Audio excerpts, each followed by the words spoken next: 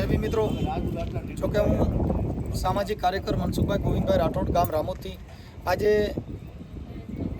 નરેશભાઈ વાડા શીતલથી સામાજિક કાર્યકર છે અને વીરપુરના મનીષાબા જાડેજા, જેમના દીકરાનું નામ છે શું છે એમના દીકરાનું નામ છે હુકુમતસિંહ જાડેજા, જેમને થેલેસમિયાનો રોગ છે. એટલે એમની જોડે આર્થિક પરિસ્થિતિ નબળી હોય, જેના લાભાર્થે નરેશભાઈ અહીંયા શીતલની અંદર કાર્યક્રમ રાખ્યો છે, જેની અંદર હું એક લોક સાહિત્યકાર તરીકે તેમજ અકાબા ગઢવી અને મારો દીકરો અંકિતભાઈ રાઠોડ, જેમાં અમે કાર્યક્રમ કરી રહ્યા છીએ, એમાં યોગદાન દેવા માટે થઈ અને સર્વ સમાજે તારીખ 15/5/2025ના રોજ રાત્રે શીતલમાં કાર્યક્રમ રાખેલ છે. તો સર્વ ધર્મપ્રેમી જનતાએ પધારવા અમારું ભાવભર્યું આમંત્રણ છે. જય ભીમ, નમો બુદ્ધાય. મિત્રો, અમરેલી જિલ્લાના શીતલ ગામે મનીષાબા જાડેજા જલારામ વીરપુર ગામના જે વતની છે, એમની આર્થિક પરિસ્થિતિ ખૂબ નબળી છે.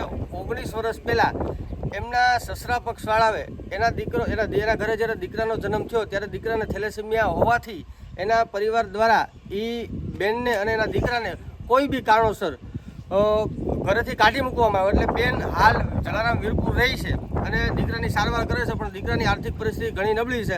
ઘણા નામી અનામી રાજકીય સામાજિક આગેવાનોનો કહેવા છતાં બેનની કોઈ પણ જાતની મદદ કરવામાં આવેલ નથી. નાની હોની મદદ કરીશ, પણ બેનને મેળાટોળા ખૂબ મારેલ છે.